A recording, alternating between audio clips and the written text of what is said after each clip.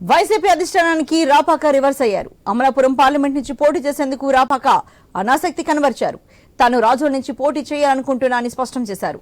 ఇప్పటికే గొల్లపల్లిని వైసీపీ ఇన్ఛార్జిగా వైసీపీ అధిష్టానం నిర్ణయించింది. రాపాకకే రాజోల్ టికెట్ ఇవ్వాలంటూ తన అనుచర వర్గం ఆందోళన చేపట్టింది.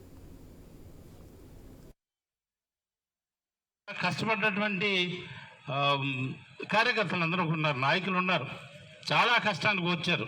అలాగే గడప గడప చేసాం, అందరూ కలిసే చేసాం. అన్నీ కూడా ఇక్కడ ఏ కార్యక్రమం చెప్పినా ప్రభుత్వం ఆదేశించిన అన్ని కార్యక్రమాలు చేసాం.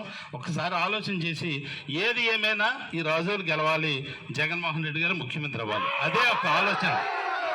నాకే ఇవ్వాలని నేనేం చెప్పను, ఎవరికి ఇచ్చినా రాజోలు గెలిచే విధంగా మాత్రం ఎవరైతే గెలుస్తారో సర్వేలన్నీ చేయించుకుని ఎవరు గెలుస్తారో వారి టికెట్ ఇవ్వండి.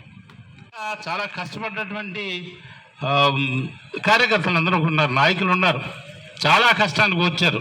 అలాగే గడప గడప చేసాం, అందరూ కలిసే చేసాం. అన్నీ కూడా ఇక్కడ ఏ కార్యక్రమం చెప్పినా ప్రభుత్వం ఆదేశించిన